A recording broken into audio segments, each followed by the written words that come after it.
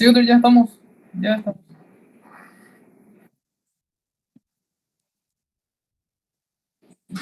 Sí, adelante, buenas tardes para todos. No. Buenas tardes a todos compañeros. Eh, Hoy vamos a estar hablando sobre el bloqueo del cuadrado lumbar. Este bloqueo se origina como una modificación del bloqueo TAP guiado por referencias anatómicas. Este bloqueo busca utilizar la ecografía para dirigir la inyección de anestésico local en un plano profundo al músculo oblicuo interno y el cuadrado lumbar. Para conocer bien la ubicación de la inyección del anestésico local, es de suma importancia conocer la anatomía de la pared abdominal. Primero vamos a estar hablando del músculo. La presentación se colgó para mí nomás.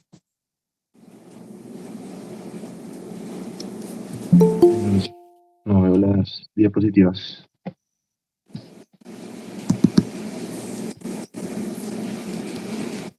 Ahí se ve. Yo no veo nada. Sí, se ve, se ve. Ahí se observa la pantalla. Capaz sea mi conexión entonces. Qué raro.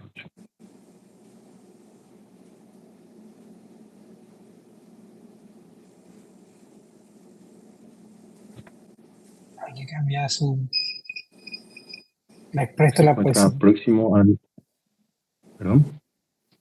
Y les presto para la próxima, si es que no tenemos ya una cuenta. Ahora veo la presentación.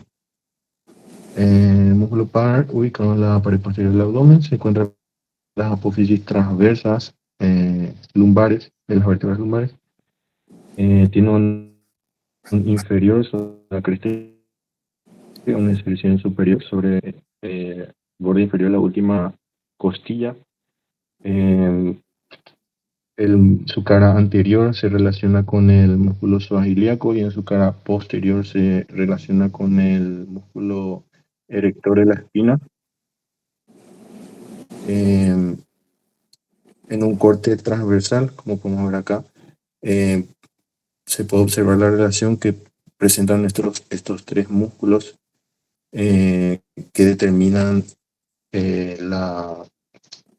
la dirección, o sea, los tres tipos de variación de este bloqueo que vamos a estar hablando más adelante.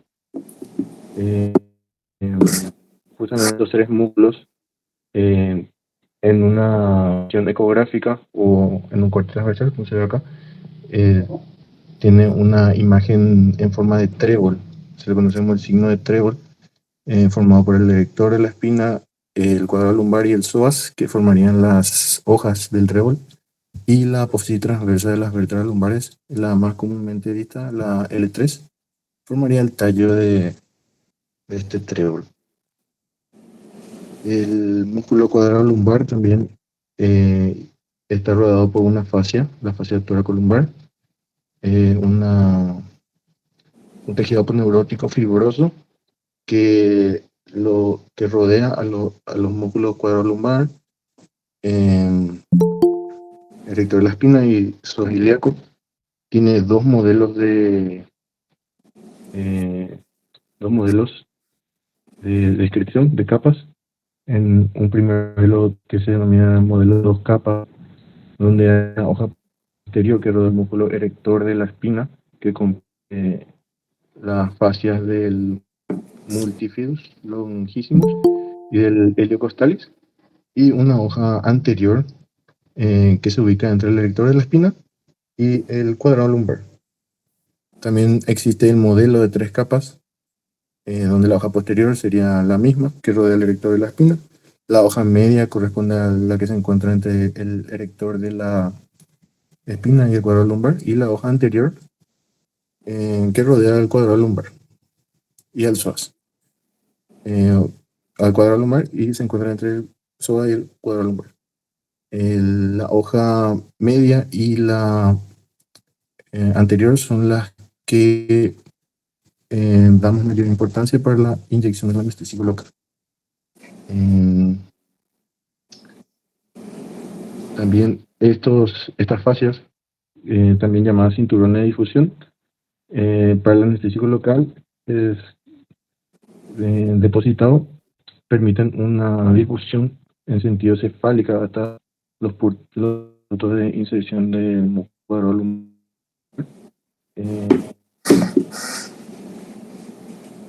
Anestesia de niveles torácicos bajos, proporcionando analgesia no solo somática, sino también visceral. Por último, quería hablar del ligamento arcuato, que estaba creo que en la diapositiva anterior. Un arco fibroso que une ambos pilares del diafragma a ambos lados del hiato aórtico. El ligamento permite el paso de la estructura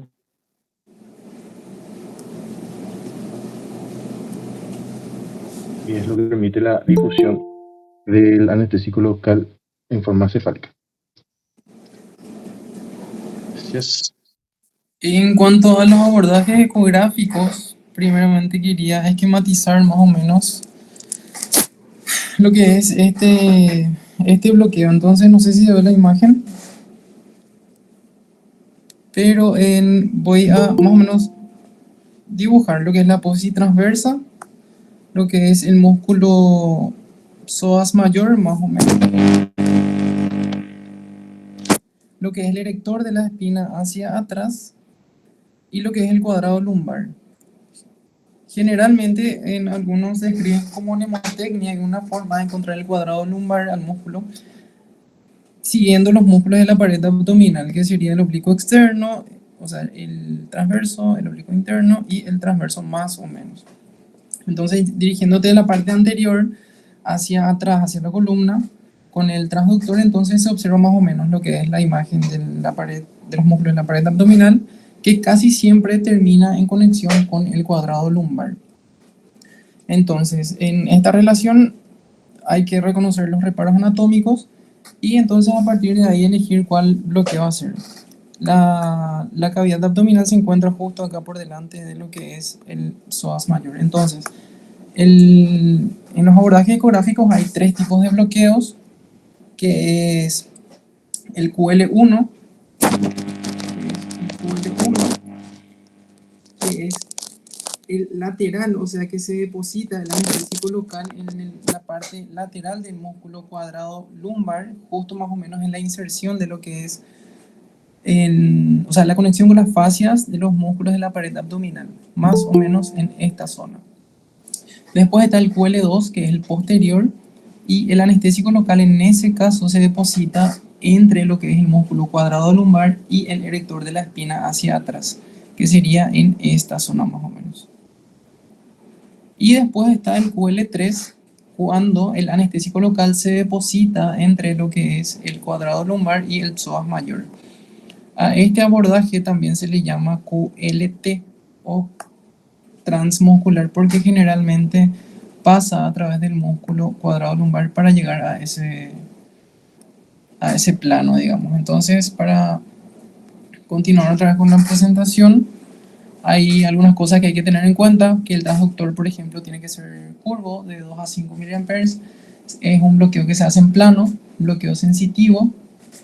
Es un bloqueo que se hace generalmente del lado ipsilateral, y la posición del paciente puede ser en decúbito supino con una inclinación un poco hacia lateral, decúbito lateral propiamente dicho, sentado, o en decúbito prono, que generalmente no se hace tanto.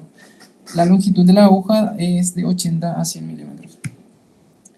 Y la clasificación, que es QL1 o lateral también se le llama, QL2 o posterior, QL3 o anterior o también transmuscular. Ahí las posiciones que ya mostré. El QL1 fue descrito en 2007, cubre los dermatomas L1 para abajo. El paciente debe estar en decúbito supino, que es la posición para los tres bloqueos que vamos a utilizar ahora. Se coloca el transductor en una distancia equidistante entre la cresta ilíaca y el reborde costal en la cara lateral del abdomen. La aguja se introduce en plano con una trayectoria de anterior a posterior, depositando el anestésico local en el borde lateral del músculo cuadrado lumbar una vez atravesado la fascia del músculo transverso. Se usa un volumen de 20 ml y los hermatomas hasta L1. Entonces, más o menos, esta es la imagen. Se deposita al borde lateral del músculo cuadrado lumbar porque se observa como de derecha hacia izquierda está la parte de los músculos de la pared abdominal y junto en su conexión con el cuadrado lumbar es donde se deposita más o menos el anestésico local. La posición del transductor sería en esta zona, equidistante entre la cresta ilíaca y la última costilla. Y otra imagen más o menos donde se ve lo que es el bloqueo lateral del cuadrado lumbar. Esta es una imagen de Nisora en donde se observa también al cuadrado lumbar, que es este músculo, y es en la inserción de abajo donde se deposita el anestésico local en su conexión con el músculo transverso. El QL2 o posterior fue descrito en 2015, cubre los hermatomas de T4 a L1. El paciente debe estar en decúbito lateral. Se coloca el transductor en una distancia equidistante entre la cresta ilíaca y el reborde costal, otra vez en la cara lateral del abdomen, y se busca una sombra acústica generada por la apófisis transversa de L4. Se conoce como el dedo de Dios generalmente también a la apófisis transversa en esa zona porque básicamente está señalando directamente a lo que es el cuadrado lumbar. La aguja se introduce de anterior a posterior, depositando 20 ml de anestésico local entre el cuadrado lumbar y el músculo erector de la espina. Dermatomas de T4L1. Entonces, esta es la imagen que sería el signo del dedo de Dios también llamado, que apunta directamente al músculo un poquito triangular que está ahí, que señala al cuadrado lumbar. El anestésico local ahí se deposita entre lo que es el cuadrado lumbar y el erector de la espina. QL3 o anterior o transmuscular fue descrito en 2013, cubre dermatomas de T4L1 al igual que el otro, con el paciente y el transductor en la misma posición que el QL2, o sea, en decúbito lateral. Se procede al abordaje en plano con la inserción de la aguja de posterior hacia anterior y el anestésico local se deposita entre el músculo cuadrado lumbar y el psoas ilíaco. Otra vez recalcar que en este QL3 pasa a través del músculo. Entonces, este más o menos sería la posición y me gustaría ejemplificar, o sea, mostrar un video donde se observa el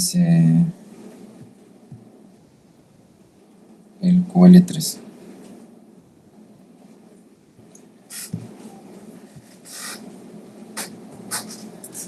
Ahí es donde se observan entonces todos los reparos anatómicos, la apófisis transversa, psoas, erector de la espina y el cuadrado lumbar. Entonces ahí se observa cómo va a depositar entre lo que es el psoas y el cuadrado lumbar.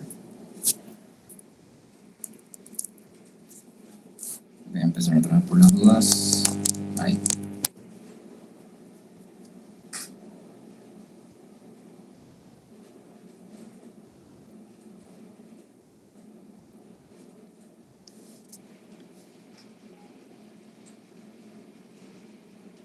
Bueno. Y bueno, después también existen diferencias principales entre lo que es QL2 y QL3 por el hecho de que ambas cirugías se pueden utilizar para cirugías que son por encima del ombligo. Y las que son cirugías por debajo del ombligo generalmente está el QL1. Pero queremos diferenciar específicamente lo que es QL2 y QL3 en cuanto a algunas características.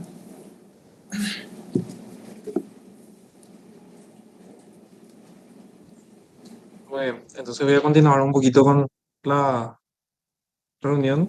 Básicamente, así como dijo el compañero, ¿verdad? La diferencia entre el bloqueo del cuadrado lumbar posterior y anterior o también transmuscular justamente radica en la inyección o en la ubicación de la inyección del anestésico local, por ende, su distribución y el mecanismo por el cual nos proporciona la analgesia porque se relaciona con diferentes estructuras nerviosas para poder hacer su efecto.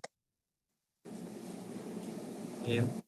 Bueno, entonces, en cuanto a lo que es la ubicación, como ya estuvimos viendo, el bloqueo QL2 o posterior es entre el músculo y la fascia toracolumbar. El sitio de inyección, perdón, está más alejado de la cavidad abdominal y es más cerca de la piel, con lo cual eso justamente nos puede generar una mayor seguridad al estar un poco más alejado de la cavidad, ¿verdad? Que vamos a volver a hablar un poquito más adelante. Y en el QL3 o anterior o transmuscular, justamente se deposita entre el músculo cuadrado lumbar y el músculo psoas mayor.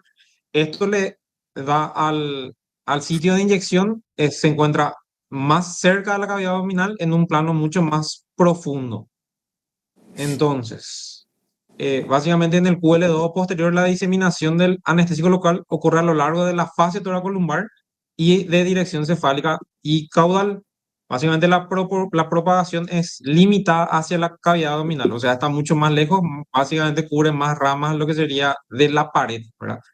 Está más, por eso está más dirigida a estructuras de la pared, más a los músculos. Sin embargo, en el bloqueo QL3 o anterior o transmuscular, el anestésico tiene más probabilidad de propagarse cerca del plexo o al plexo lumbar y al espacio paravertebral, debido a que está justamente más cerca al sitio de inyección, es más cercano a las estructuras profundas, ¿verdad? Esto es lo que justamente le da a nuestro bloqueo la posibilidad de, aparte de cubrir el dolor de la pared abdominal, también tener mejor cobertura a nivel de lo que es el dolor somático o inclusive el visceral, ¿verdad?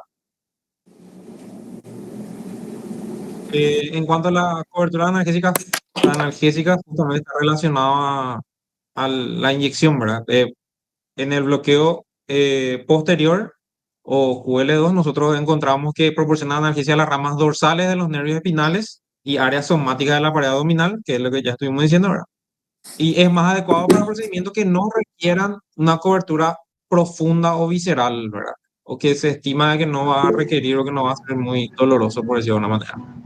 En cambio, en el bloqueo anterior, básicamente ofrece una cobertura más extensa que puede incluir tanto a la analgesia somática como a la visceral, ya que esto puede afectar a las ramas del plexo lumbar y al espacio paravertebral. Es un poquitito más eficaz para procedimientos abdominales mayores o inclusive que se considere más doloroso, ¿verdad? En cuanto a las estructuras viscerales.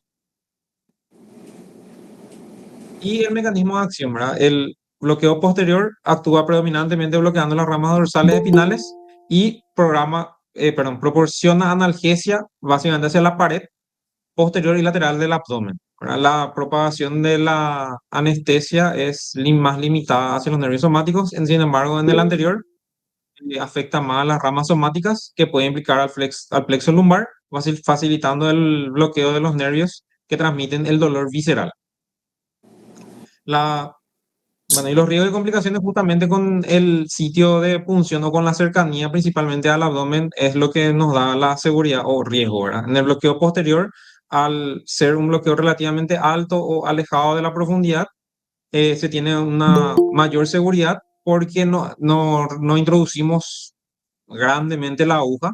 Sin embargo, por ende evitamos lesionar estructuras profundas o inclusive llegar a la cavidad abdominal, ¿verdad? Sin embargo, en el bloqueo anterior, dado que la inyección ya es más cercana al plexo y a otras estructuras, nosotros podemos tener un mayor riesgo de complicaciones o de lesión inclusive nerviosa, hematomas retroperitoneales o inclusive una anestesia del plexo lumbar que nos puede causar una debilidad temporal en los miembros inferiores. Como indicaciones, como había mencionado hace rato, el QL1 tiene indicaciones, o sea, está indicado para cirugías por debajo del ombligo, y QL2 y QL3 en cirugías que están por encima y por debajo del ombligo.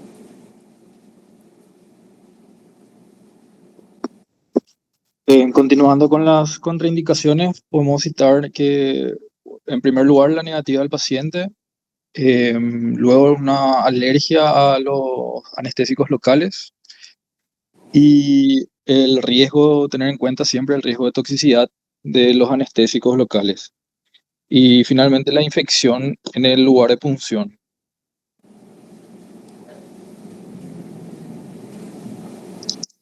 Las complicaciones que podemos tener serían dolor en el sitio de inyección, que se nos forme un hematoma en el área de punción, también lesiones de los nervios locales, la toxicidad por anestésicos locales, una difusión inadecuada del anestésico, hipotensión si se bloquean fibras simpáticas, infección en el sitio de punción, una hemorragia retroperitoneal, que suele ser raro. Y finalmente ya complicaciones más raras y graves serían ya la lesión de órganos retroperitoneales como el riñón y el colon, un neumotórax por una punción muy posterior y disnea si el anestésico afecta al diafragma en bloqueos altos.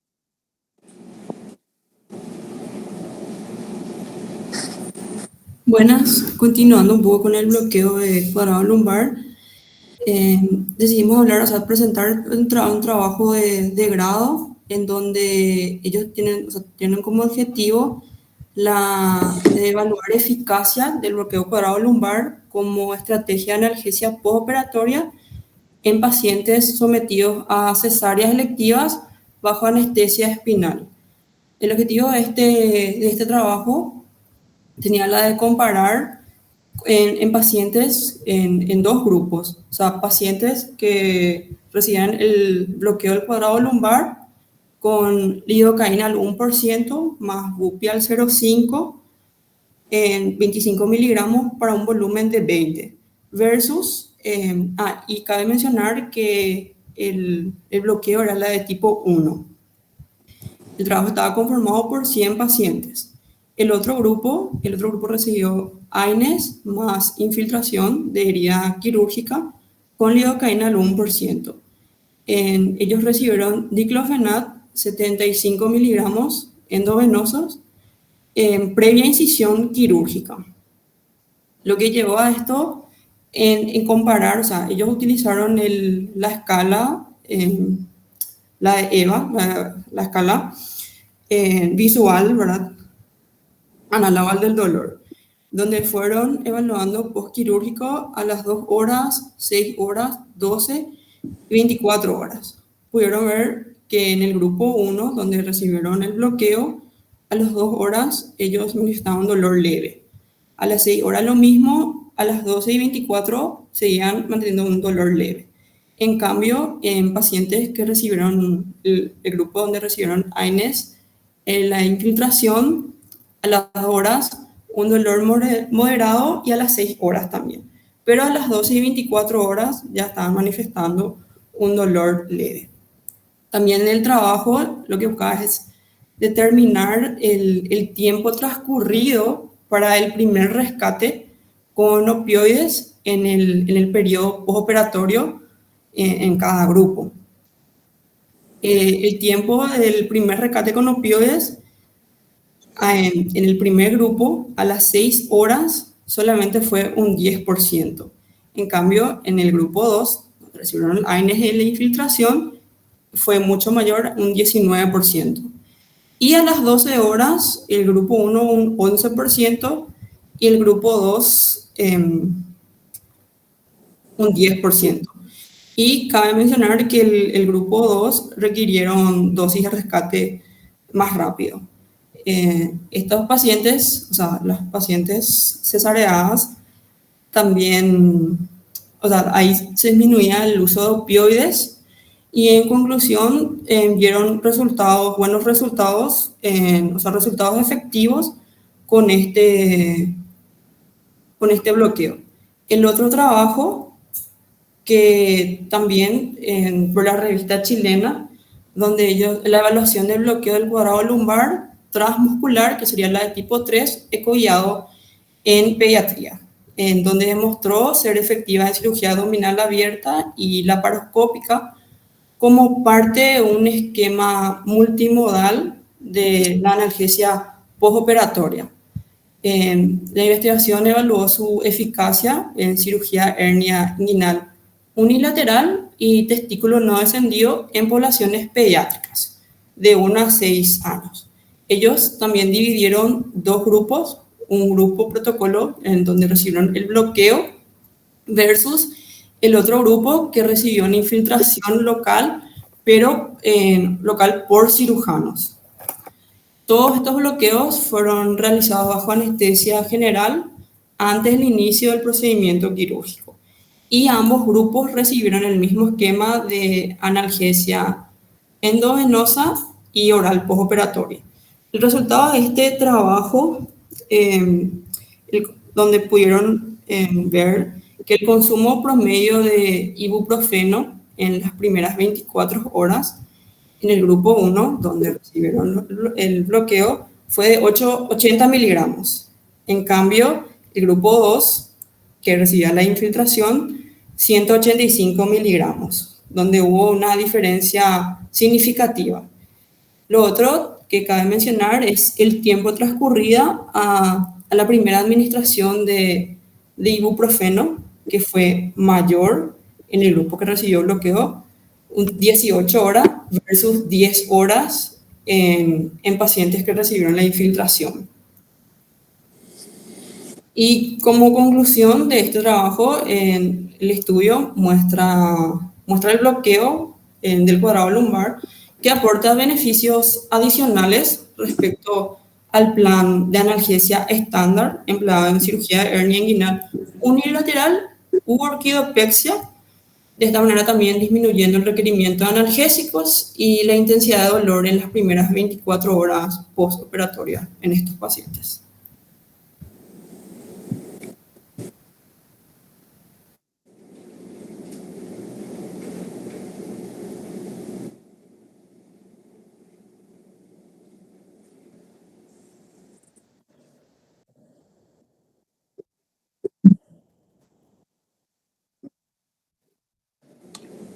Antes, Javi, yo quería felicitarle al grupo, a Luis, a Alberto, a Edward, a Nico, a Eugenia, por la presentación tan didáctica, muy interesante.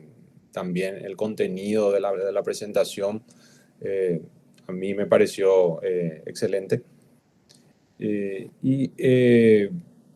Decirles de que es un bloqueo que no se utiliza bastante, pero que puede ser útil en algunos tipos de situaciones, como lo describieron los muchachos y las chicas, con respecto a la versatilidad.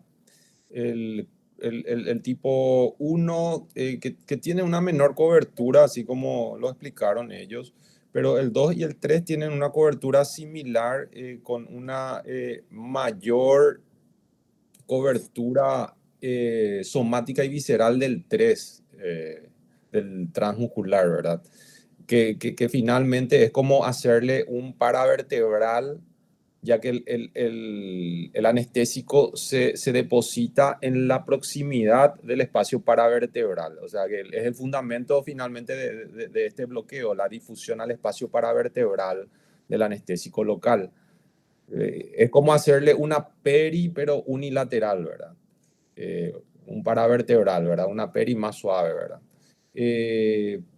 Entonces, lo que yo quería preguntarle a Alberto, que realmente yo sé que él leyó mucho de esto. ¿Qué ejemplo nos podrías dar? ¿En qué tipo de cirugía? Ya mencionaron algunos ejemplos ahí, Eugenia, también vos, pero ¿podrías resumirnos algunos ejemplos en los cuales podrían ser útiles estos bloqueos, Alberto?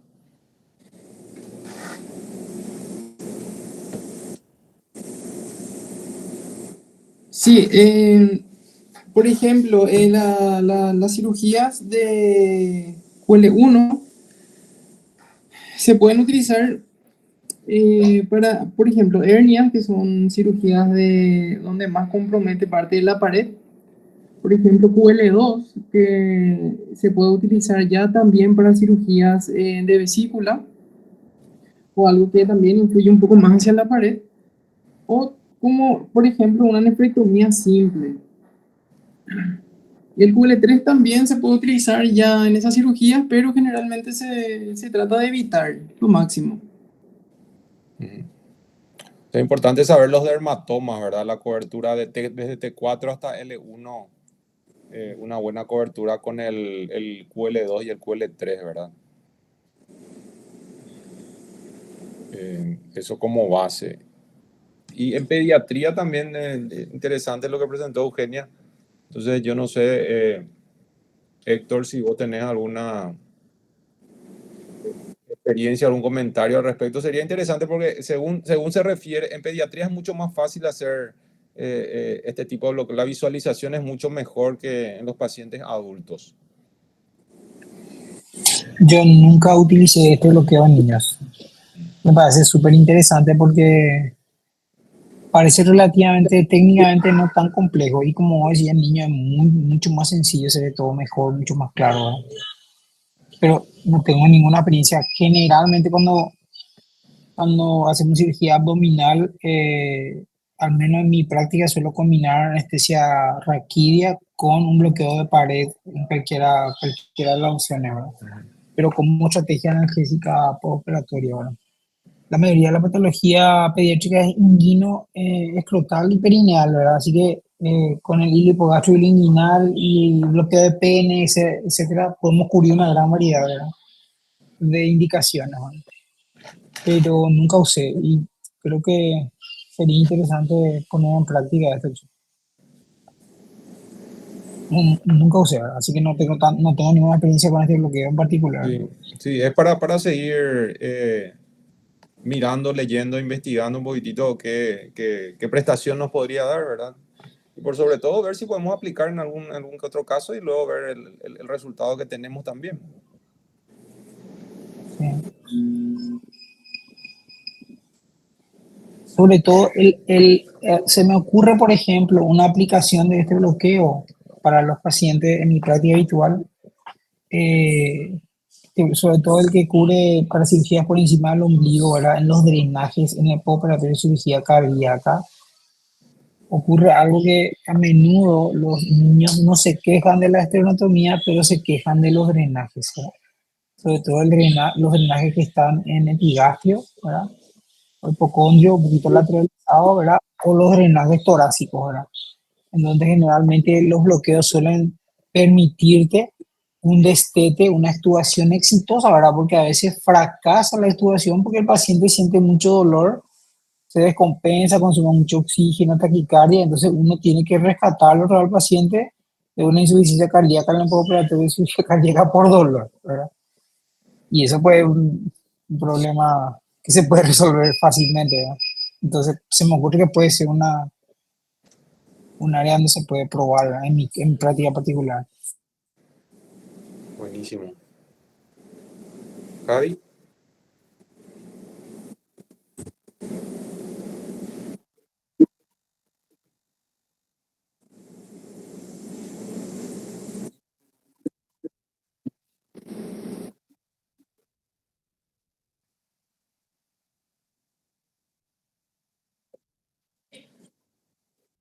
Sí.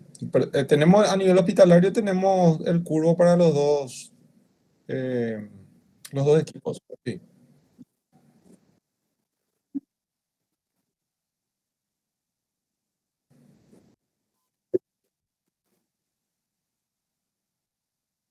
Claro, me imagino que para en pediatría de acuerdo al paciente con el lineal ya va a ser suficiente. Sí. Sí, yo creo que sí también, el lineal va a cubrir. En-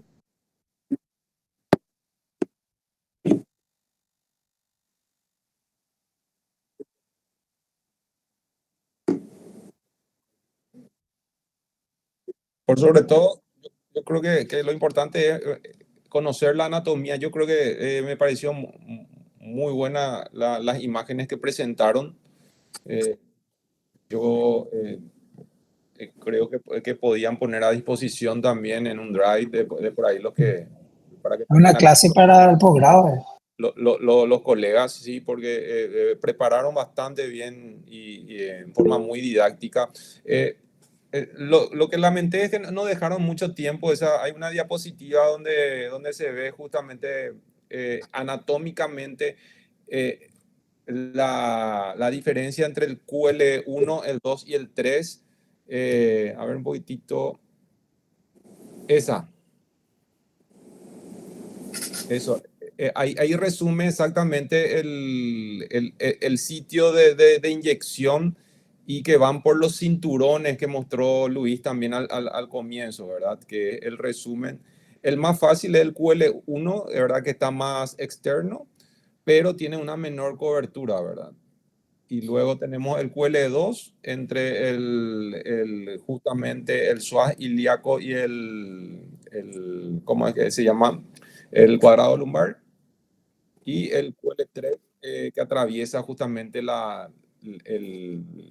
el músculo erector de la espina y el músculo cuadrado lumbar a veces para depositar el anestésico entre el psoas y el cuadrado lumbar.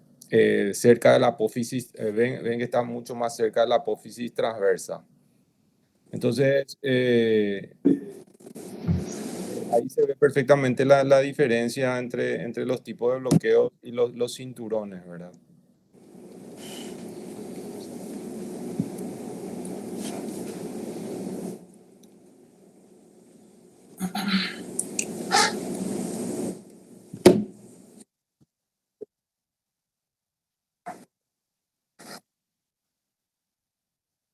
Y por sobre todo hay un margen de seguridad importante, ¿verdad? Porque ahí tenés el retroperitoneo, ¿verdad? Bueno,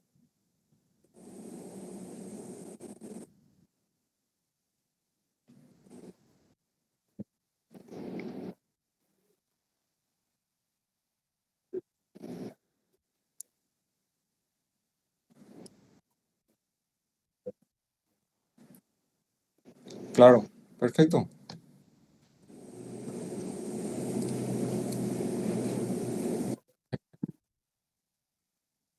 Súper.